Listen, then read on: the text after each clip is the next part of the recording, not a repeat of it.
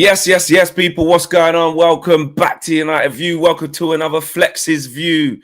But this time, it's live. Tried to do my Martin Tyler. It's live, and it's live. Shout out Owen. He's not with me today. It's Flexnology settings. It's Hans Solo Flex settings. We are by ourselves in the UV Virtual HQ. That's where we're at. Shout out the whole chat. I see all of you lot in there. Lil Yo-Yo says he is live. He's putting the dishes away, says Nikhil. With me? I don't know. No, not me. Fleck ate too much tin mackerel, says SLD.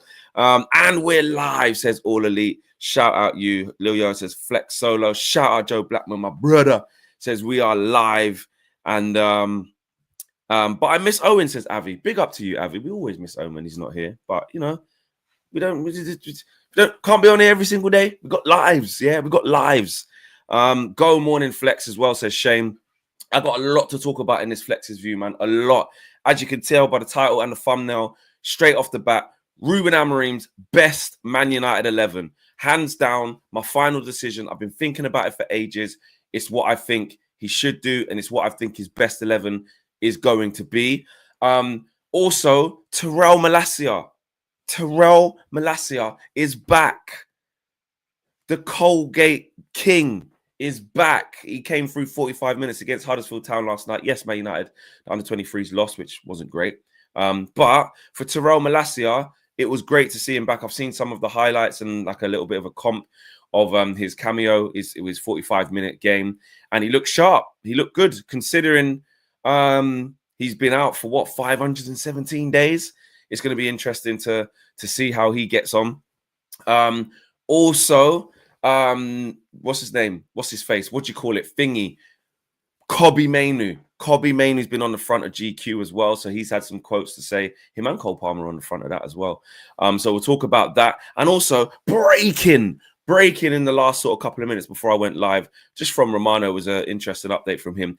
And he's got some stuff to say about how Ruben Amorim views Leny Yoro as well, and his team, and what they're thinking about him, and where he's at in the road to recovery as well. So a jam-packed show. Get involved. Smash a like on the video. We've already got just under 500 people watching live as well, so that's brilliant. We've got 80 likes, 79 likes. You lot know what to do. I was going to say the delegates there. That's KG's guy. But we've got the community there.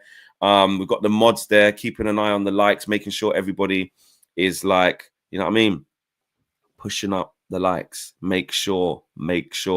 Push up on the likes. Yeah. Kenny says Malacia was putting in some tough tackles. He was putting in some tough tackles. It was like, you know, when you might be a little bit unsure, like, oh, you might not go in that hard coming back after over a year like that. You know, he might take it easy. He weren't really. He was playing like he normally does, but we'll get to that. Anyway, Ruben Amorim's best Man United 11. Let's get into it. I know there's been quite a few of these over the last couple of weeks because, you know, everybody's wanted to see. Everyone's got different ideas about this. People are doing it on form. Some people are doing it on actual, you know, how good the players are. In general, some people are doing it on injuries. Some people are doing it on just who's available. I'm doing it on everyone fit and 100% available. This is who I'm going to go with. So let's get started. In goal. And I want to do this step by step with you guys as well. So you lot get involved as we do this. In goal, of course, Andre Onana. And I think that he has settled down massively. He's calmed down massively. I think he's admitted, he said it. Actually, we said it when we was when did I catch up with him? Against Porto, when we drew that game. He said then, like, it's taken me a year to get comfortable, a year to get my feet under the carpet. But I am now, and I'm calm, and we're starting to see that from him. There's no big, massive mistakes, no silly mistakes. He's not in the news or in the headlines every week for doing something silly. He's just been calm and composed this season. So, and actually from the back end of last season as well, I think really up till when he came back from, if we're being honest, when he came back from AFCON, which was tough for him, like KG said yesterday, he got dropped. And I think they played his cousin in goal, I think. from like the second or third tier of French football, something like that. I remember at the time. So he's had a tough time, but I think since he come back from AFCON, so probably late January, maybe I want to say early Feb. Since then, I think he's been fine. Which in this calendar year it was February till now, which was back end of last season or second half of last season, and definitely the first bit of this season. I think he's been good. So yeah, big up to him. So that's an easy one. Onana, I think Amorim will like him. Wing backs in terms of best team, hear me out. I'm saying Mazraoui, right wing back, and I'm saying Luke Shaw, left wing back. Now, the reason I say that, it comes with a caveat. Hear me out. Before you all go, Luke Shaw's finished. Do you know what I mean? And it's Luke Shaw / Malacia, by the way. We'll see who comes along quickest. But really, as we've just seen, Malacia is back before him. So I don't really mind. But Luke Shaw, when he's fit, is a better player than Tyrell Malacia. But I understand, I have to say this, I understand Luke Shaw will probably get injured. Not probably, he will get injured. But best team, when everybody's fit, it is Luke Shaw. It is. It's just that he's not gonna stay fit. So it will end up being Mazraoui and Dalot. It's not wing backs. What do you mean it's not wing backs? Wingers, not wing backs. Did I say wingers? No, I mean wing backs. The wing backs, yeah? Left wing back, right wing back. I'm going Mazraoui, right wing back, and I'm going Luke Shaw, left wing back. But in the immediate, it's obviously going to be Mazraoui and Dalot. I get that. But when they're both fit, depending on how long for, I think he'll pick Luke Shaw. I really do. But Malacia is on his way back before that, so we're going to see him play before Luke Shaw. Hopefully, nothing bad happens. So I think the wing back situation is going to be one of the most interesting, because right now we're saying Dalot and Mazraoui are the ones, but actually, in theory, you have to wait for Malacia and Luke Shaw to get back fit to see who he goes with. He might bounce them off each other. He might play, make them two just keep interchanging because they've both been unfit for a long period of time. And the way back for them is to share the load. Maybe he might do that. We don't know. Maybe one of the attackers, he might do that as well. So he might put one of the attackers as wing backs. Who knows? But for me, I think he'll go with Dalot and Mazraoui first.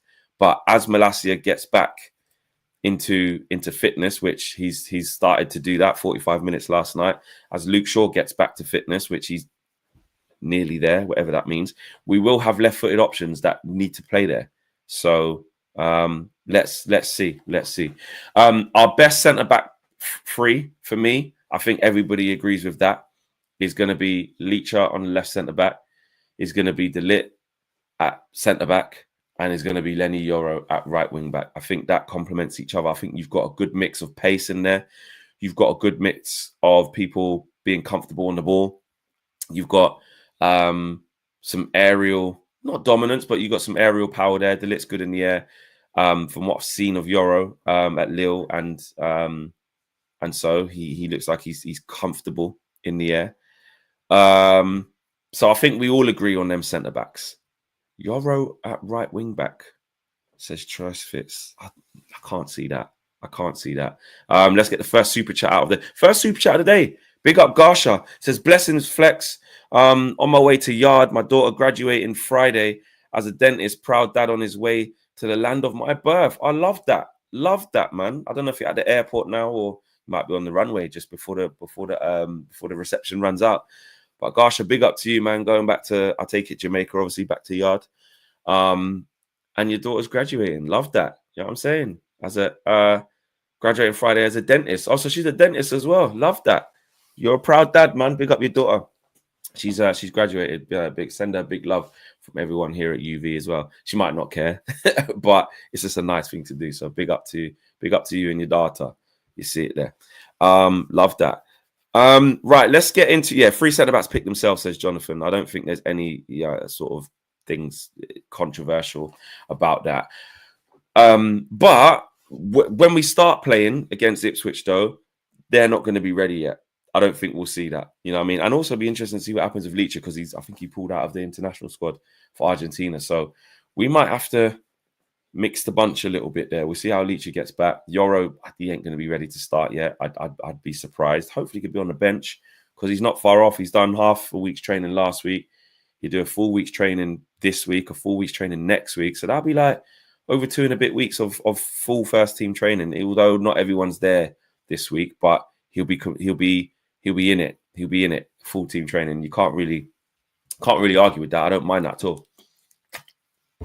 So yeah, Leacher only slight knock. Yeah, it did seem like that, but you know, when we've heard that before, they pulled out, they should be fine, and then they just miss a game or two. It's not uncommon.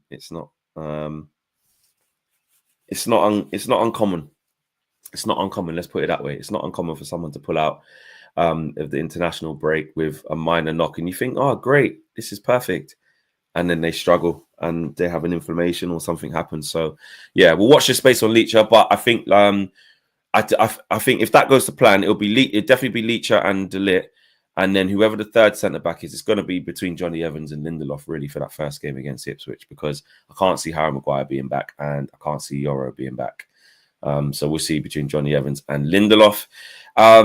Midfield 2, the best team for me personally, the best team I think is going to be Ugarte and Kobbie Mainoo. It's going to be Ugarte and Kobbie Mainoo. Now, I've seen a lot of people talking about this, right? And it was very interesting because a couple of games against PAOK and Leicester with Ugarte and Casemiro doing really well, by the way, showing a good partnership. And all of a sudden now, Kobbie Mainoo can't play there. All of a sudden, we've forgot. I mean, look, Gabe says Kobbie. Gabe, sorry, it's going too quick there. Nah, Fleck, it's not. It's Casemiro and Ugarte. Ugarte and Casemiro should continue together. They found rhythm. No, says Vincent, and this is what I mean. Fair play. He's a 10. No problem. But this is what I mean. It's going to be different imageries. People see things differently. I mean, it's about options. Because I've got Ahmad in my team and I've got Bruno in my team. So there wasn't space for me to put Kobbie as one of the 10s. So, but what I like though, like you said, he can play both, no problem. What I like about this is that there's different ways of doing this. There really is. So we could play Kobbie in a 10, and then what are you saying? Take out Bruno? Is that what we're doing here?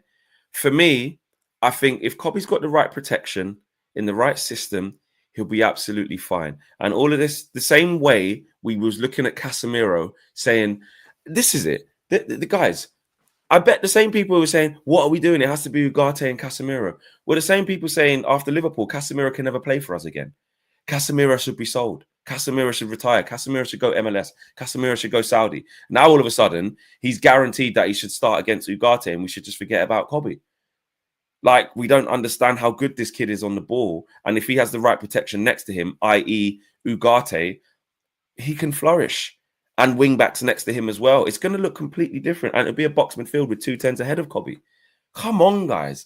Let's not... Just because Kobbie's got injured a little bit and he was left on an island a couple of times, in the same game against Liverpool, he conceded basically the same goal that Casemiro did. Why? Because the system was failing our players, people. Let's not forget this. The system was failing our players. Now, S. Madison says Mainoo is a 10.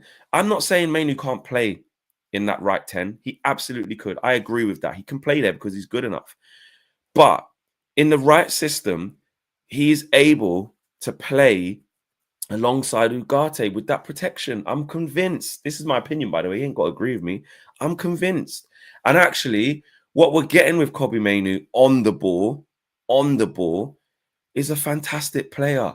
He knows how to manipulate the ball. He knows how to step up and make forward passes, how to drive forward with the ball. Now, a 10 could suit him perfectly fine. I've got no problem with that. But he can easily play as two of the 8s or 2 6s in this system, however you want to call it. I've got no problem with that. But this 10 business, I just look. He can play that far forward because he's confident with the ball at his feet. But he's young, like someone just said there. He's going to make mistakes, says Ray. I get that. And he can play with Ugarte in that too. I've got no problem with that. Also, I've got no problem with Casemiro playing there as well. And at the start, he probably will go with Casemiro and Ugarte. But remember, in my opinion, this is what his best 11 will be when everyone's fit. But again, Casemiro's got a role to play. I've seen it. I've seen it. I've seen it. Gong. Big up to you and the View crew. Boom. Shout out Nubian Pharaoh, mate. Came through. Acknowledge him. Let's take a moment. Let's take a moment.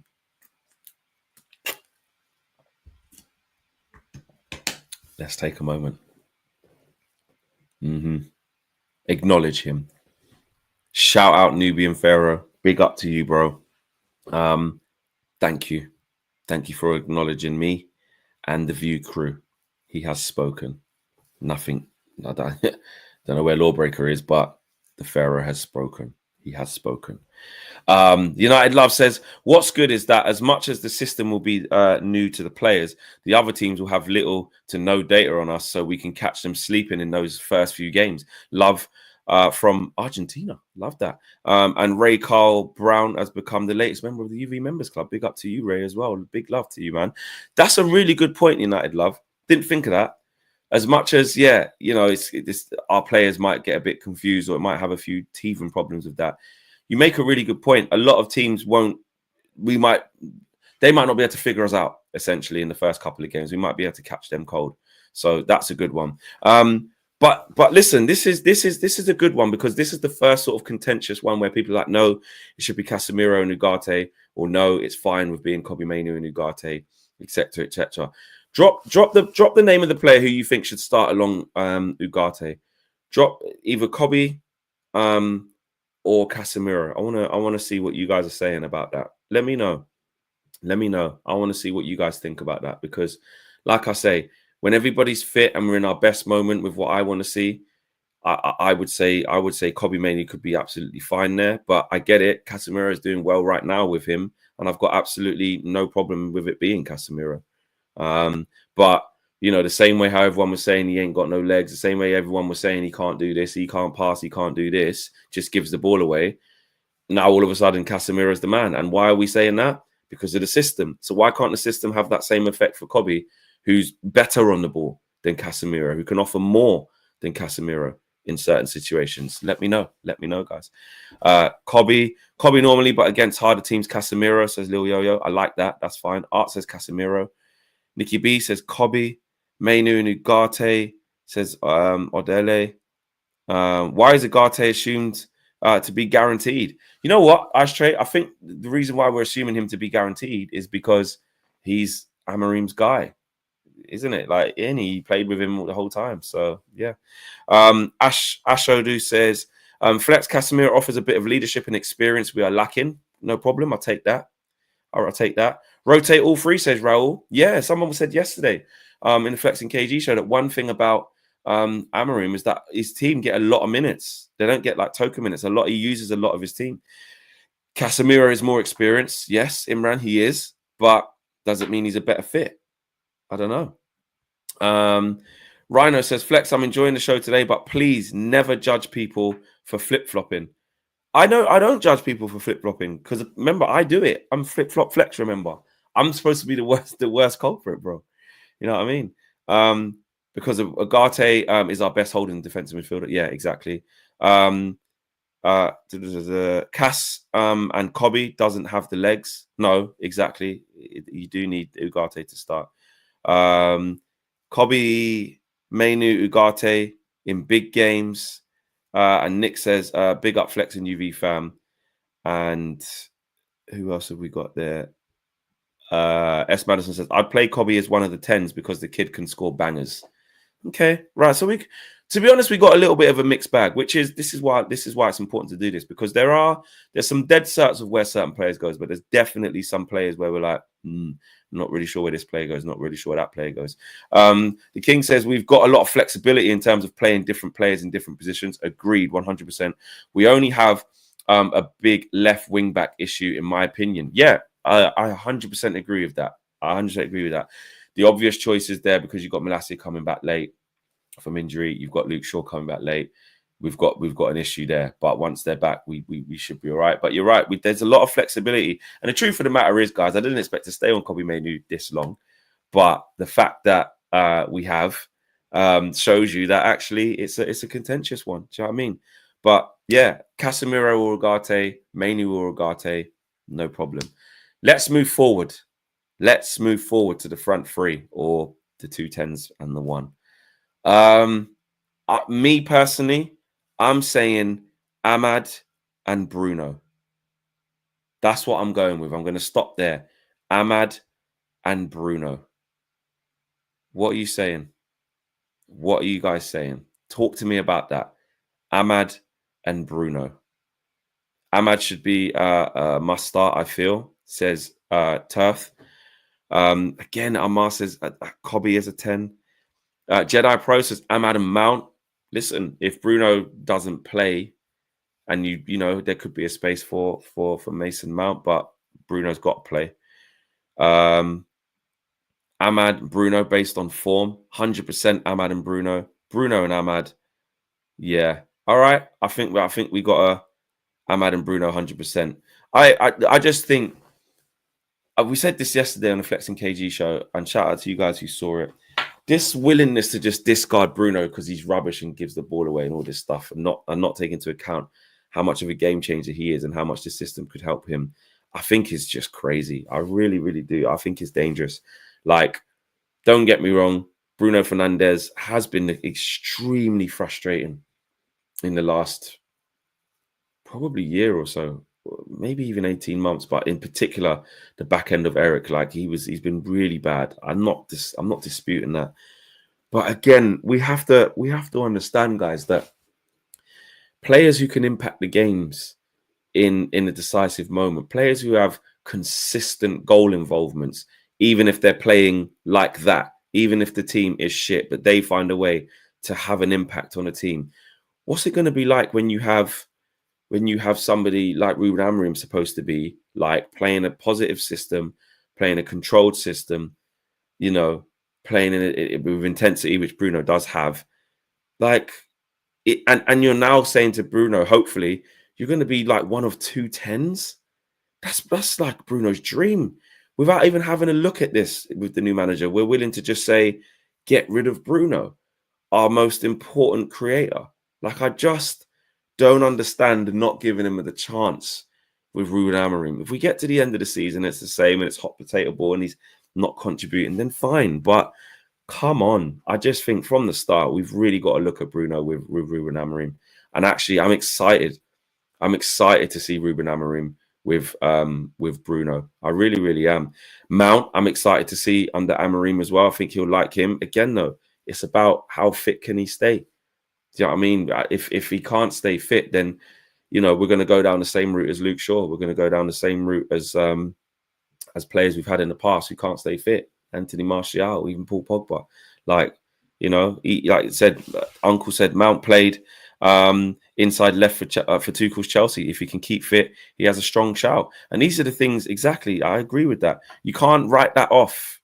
You can't write that off. You can have reservations about whether he'll keep fit, but him getting a chance in that inside 10 position where he did so well for Chelsea a couple seasons in a row, I think he got Player of the Year.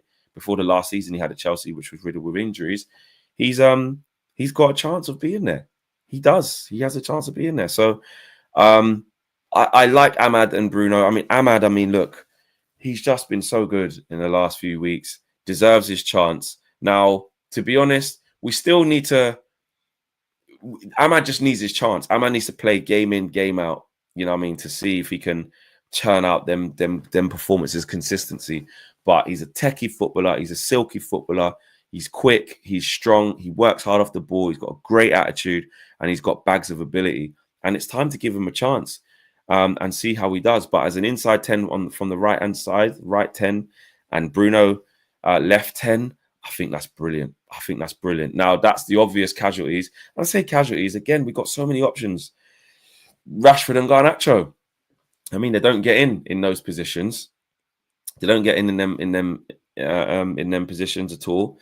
And That's not to say they can't play as inside 10s. It's not to say that at all. Again, we've got so many games. And like we said, what we saw yesterday in one of the stats, like Ruben Amorim uses his squad a lot. He uses his squad a lot.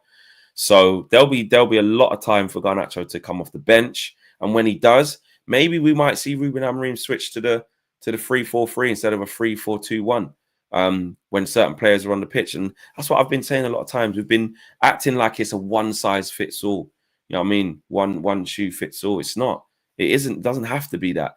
If he plays with Garnacho and Rashford, all of a sudden we have a 3-4-3 in terms of two wingers high and wide either side of a 9. No problem with that because he has to adapt to the players he's got. When we play with either one of the two, you know, he might have a combination of Rashford and Bruno in them inside 10s. And when we ain't got the ball, also when we do have the ball, he might say, Rashford, you do have the license to go out wide. And, you know, Bruno, I wanted to keep you kind of more central. So come in off that right-hand side and the wing-back will provide that width.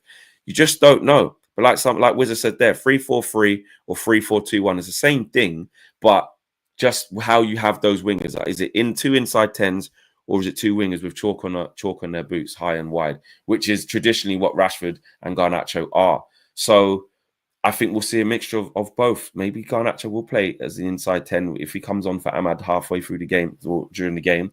He might play tucked in and then we see it. Or he might be a little bit wider. If Bruno got substituted for Mason Mount, we might see a like for like where he plays as the inside 10. But if he got substituted for Rashford, Bruno for Rashford, you see Rashford go wide. So there's so many different situations available. That's what I will say. There's a lot of situations available, and that makes it exciting. So, but I would go with Ahmad and Bruno as inside 10s first. And then the striker, I've been debating this, guys. I've been debating this, but I'm going to use my own theory logically.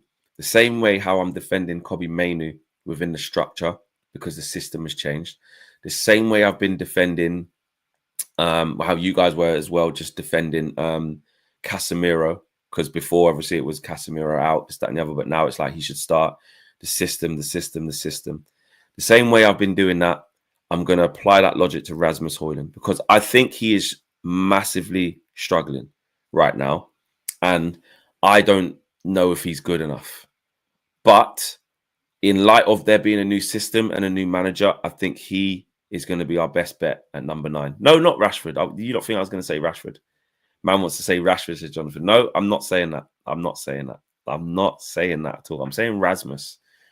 And the reason I'm saying that is because the same thing like I'm saying for Kobbie, like he might have lacked in certain bits in the system before, like now, but going forward, we have to take that there's a new manager. Look what he's done with Gyökeres. You know, I feel like I'm not saying Højlund's as good as him, but Gyökeres 6 years ago probably looked like Højlund did. You know what I mean? Where even was he before that, actually? Where was he that time before that? What about that time? Because I know he was at Coventry, but where was he even before Coventry? Swansea. Look, Swansea on loan. And St. Pauli on loan. Oh, yeah, sorry, Brighton. I forgot. Yeah, he was at Brighton. Look at that. Between 2018 and 21, Dan Ashworth, I forgot. Dan Ashworth even sold him. He didn't make an appearance for Brighton. Look at that. Gyökeres officially joined Brighton in 2018 and began training with the club's under 23s. He made his senior debut for the club in the EFL Cup. Oh, it says he didn't even make a league game. But he played in the EFL Cup defeat to Southampton. Gyökeres made his FA Cup debut coming on at home against West Brom. Why does this thing say he didn't make any appearances for Brighton, but then say he did? He obviously did. Gyökeres scored his first goal for Brighton, 4-0 victory in the EFL Cup. And then he joined Championship side Swansea on loan for the 2021 season. He made his debut a year later, coming on in a home win against Millwall. He scored his first goal for the club in 2021. He scored in his second 2-0 win over Stevenage, blah, blah, blah, blah, blah, sending Swansea through to the FA Cup. Then he went to Coventry. So, look, basically my point is that Gyökeres wasn't doing a madness as soon as he started. He was at Brighton, getting in couple cups here and there. And like Yo-Yo said, there must mean league appearances.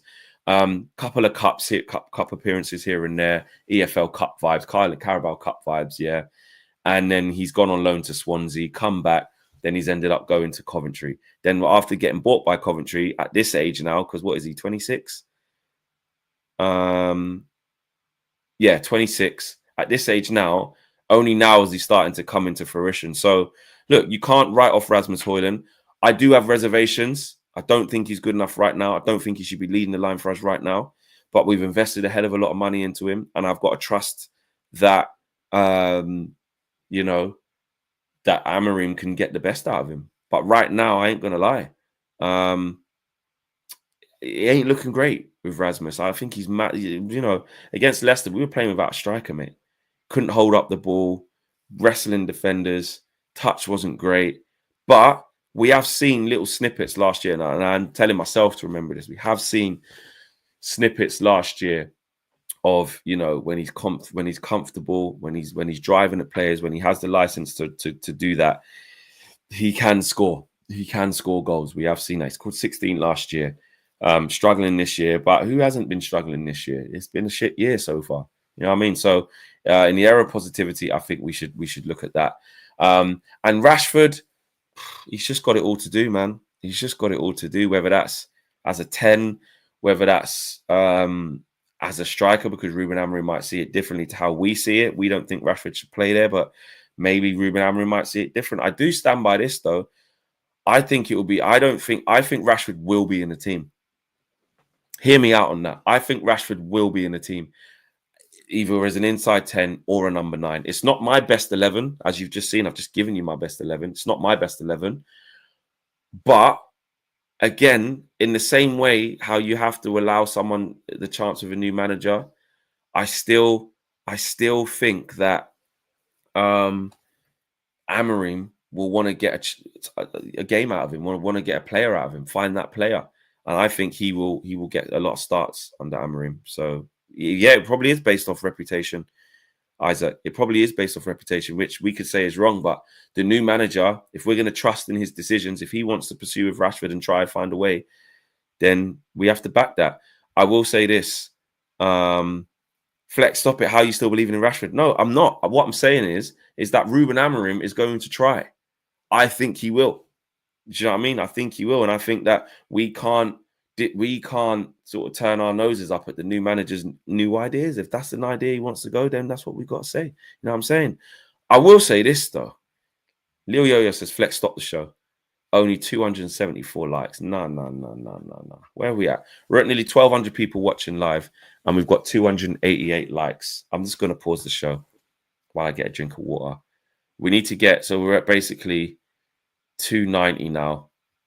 Let's get to 350. We're not continuing the show until we get 350 likes. We can do that, guys. Solo streaming at the morning. Let's get 350 likes in there. Let's do that. We can do that. There you go. We're at 322. Let's get to 350. Are people saying 500? People are saying 500. Oh, we're nearly at 350 already. What are you not saying? 500? Don't carry on till we get 500. The people have spoken. You lot saying 500. Simon McGill says 500 ASAP. People are saying get 500 before the show can carry on. Let's get to 500, says Bandil. All right. I ain't trying to be that guy, but the community has spoken. They're saying like up the thing. They're saying run it up. Joe Blackman says 500 likes ASAP. Leny Yoro says give Flex a breather. Yeah. Let me just top myself up. You know what I mean? Let me rehydrate. While you lot are running it up to 500, Matthew Lee says 500. Steve says 1,000. I don't think we're going to be able to do that. We never get to 1,000. Even when we have like 2K watching, we still never get to 1,000 likes. You know, I don't know what it is. But let's get out these super chats. Ravel says wouldn't mind seeing Kobe and Bruno as 10s. Ahmad right wing back. He uses wingers. They're not fullbacks. Do you know what? And that's something we ain't really spoken about. You know, some of these attackers becoming wing backs. Someone like Ahmad, someone like Anthony, someone like Garnacho. Rashford, I think, will be a lot more difficult to mold him into that. But the guys that are young, you know what I mean, that wouldn't mind having the humility to change position like that. You can't rule it out, you know. You can't rule it out. Imagine, but that would just be so attacking. You need some like defensive-minded players, like defensive first, like Mazraoui, Dalot, you know, Shaw, Malacia. These guys need to have a purpose in the team. You can't just convert all attackers into wing backs and then have tens. Like, it's just not enough defenders on the pitch. That's scary. Anthony Redemption Arc says, Sam. And the King says, Bruno played deeper for his country and Sporting. Yeah, I mean, why not? Bruno next to Ugarte. Bruno next to Ugarte and Kobe and Ahmad as 10s. How do you know it ain't going to be that? How do you know it ain't going to be that? And the King says, playing Bruno in a deeper role might be a shout. So, yeah, we're at 445 likes as well, peeps. So we're nearly at 500, so we can carry on. Let's do it. Tabra says, KG has the delegates. Flex, call yours the flexibles. The flexibles. I don't know. Do you not want to be called the flexibles? I don't really think it lands. I don't think it lands, Tabrez. I'm not really sure. Wizard says, Flex, you should ask Ruben Amorim if his systems are wingers, left mid or right mid, or wing backs, because we're all trying to figure it out. Yeah, exactly. Leo says, nah, Flex, don't. They don't want to be called that. They don't want to be called that. It doesn't land. Yeah, I thought that. Nah, that sounds kind of, yeah, exactly. All right, cool. Nah, Tabrez, they've voted, mate. They don't want to be called flexibles. It didn't sit right with me either. But Wizard makes a good point. I don't know what presser will I be in first of Ruben. It'd probably be the Bodo Glimt one, I think. Maybe before then, we'll see. But yeah, if I do get the opportunity to ask him that, I will, because we are, well, by then we might, again, if I might not be in there until we've played a couple of games where we can see for ourselves what he does. But I'm sure there'll be loads of questions to ask Ruben for sure. 459 likes. Come on, guys, let's get to 500. Let's get to 500. I didn't actually put those super chats up. There you go. There was one from the King, one from Ravel, one from the King again, and that's foolish one from Tabrez. Right, let's kick the show on a little bit now. Malacia was back last night. It was good to see him smiling. I was really, really happy to see him, play against Huddersfield. And you know what? When you look at, there's a comp on X. I don't know if you guys have seen it. A lot of you probably would have. There was a comp of how he played in that first 45. And he looked good, man. For someone who's been out for like 517 games, of course, you can't get gassed and be like, oh, he needs to start against Ipswich. He's the truth. He's going to be our left wing back, blah, blah, blah. You can't go extra like that. But what I will say is, he looked good. He does look like he's bulked up a little bit more. He does look a bit more stocky. But being out that long, I think that's probably likely to happen. It'd be interesting to see how he deals with his body slightly changing. His family was there to see him as well, which was nice. I think that's positive, because we forget, people were saying he was, that he was going to quit, and he was going to retire from football. And Tyrell Marshall at Manchester Evening News has done a piece on him, and he said, it's been over 517 days. There haven't been many when it hasn't been switched on. Malacia has been through some difficult times since he last appeared on the football pitch, playing 15 minutes for the Netherlands in the Nations League clash with Croatia in June 2023. It's the last time he's played, so it's a big deal for him, man. It's a real big deal. It was agreed that he was going to play that first 45 minutes. His first club outing since May 2023 went well. Malacia was happy with his run out, and he will now return to Carrow and aim to catch the eye of Ruben Amorim. Malacia had no nerves as he built up to such a significant day. He had been ready, this is a quote, ready for the game for a long time, as one source close to the player said, who returned to the first team training in September and has been handled carefully because of the severity of the knee injury he suffered, and the fact it required 2 operations to sort out. Malacia's 25, you forget that. He's going into his prime now. He had to deal with a lot of speculation about his future when his comeback was delayed last season due to a setback and his social media activity ceased. There was a suggestion he could retire. So, there was loads of, I remember with this poor guy that, there were people saying, where is he? He's been kidnapped and this, that. It's just a real shit time for him. Real shit time. So Really, really happy to see him back. It's going to be really interesting how he fits into this team. Like he said there, Tyrone said he wants to catch the eye of Amorim in training now.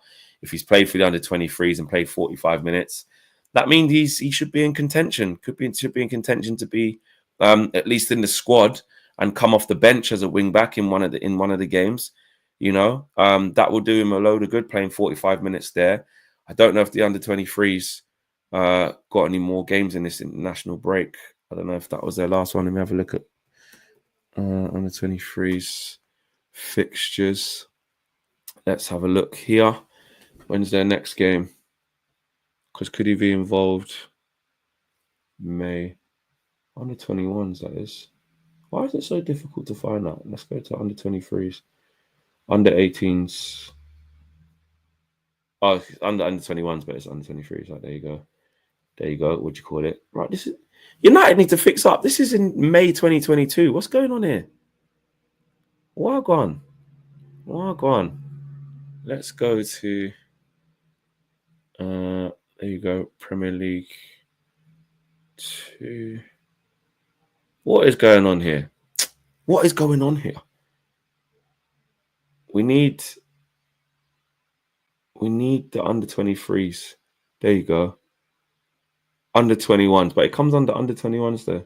Right, there you go. November, what are we, 19th. So they're playing games then. The 19th. The next game's on the 19th. They got Altrincham. Then the 29th, they got West Ham. So when's the 19th? It's next week. So maybe you might get involved in that. We don't know. But there's games. There's games for him to dip in and out the under-23s if he needs to get some, or the 21, should I say. So let's see how that goes. Lil Yo-Yo says, left field take, Malacia will surprise under Amorim. Yeah, and that's what I'm so open for. Like, there's so many things that we don't know. We can't say that any player will a million % be dead under Amorim. Can't even say it. You can say the likeliness is, you can say, I don't know, Anthony, like, nah, I can't see that, bro. Just give it a rest. You can say Rashford, it's done. I just can't see it. You can say that, but there's still a lot of players, like you say, someone like Malacia, it could just click. It could just be like, wow, look at this, the player that we weren't even thinking about. Harry Amas might get a look. Ahmad might be unleashed now as right wing back or right inside 10. Someone like what's his name? Mason Mount all of a sudden might look good. You just don't know. So I agree. I want to know in the chat, actually, before we move on, what's your wildest shout? What's your most sort of left field shout of like a low? What's your biggest low key shout? Give me your biggest low key shout. Is it everyone thinks Rashford's dead and is cooked and he might redeem himself? Højlund's gonna cook. Is it Mason Mount? Everyone forgot about him. He's gonna be good. Is it the Anthony shout that actually he finds a space? Is it one of the three centre halves that we didn't think? Is it Luke Shaw could play left centre back instead of Martinez and is absolutely great? Is it Luke Shaw stays fit and surprises us all? Is it Malacia? What is it? What's your biggest low key? Casemiro will be key. Mount sold in the summer. Wow. Onana will get a goal and assist. You're moving crazy. Who said that? SLD, move, man. Mine is that Anthony will get back in the team, says Joe Blackman. All right. Rasmus will shine, says Uncle. Mount to thrive, says Young John Fire. Ahmad will be better than Saka, says PK. Chill, man. To be fair, I can't say chill when I'm asking for the low-key shouts, to be fair. It's the chance to get carried away. Steven says Yoro will become world-class. Toby Collier centre midfield. Interesting.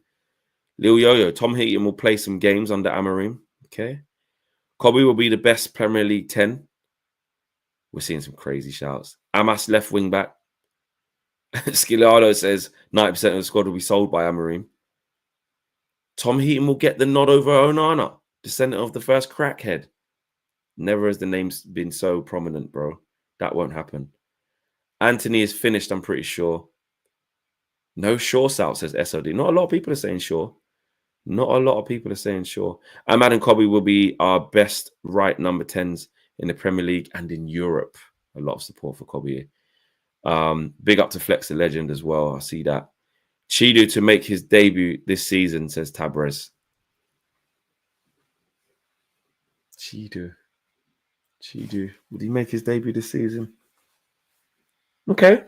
I don't think he will, but fair enough.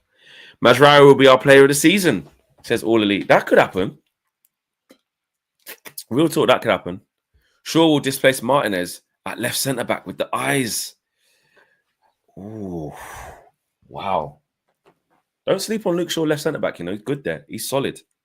He's more steady than Martinez in terms of in the tackle, but on the ball, Martinez is better.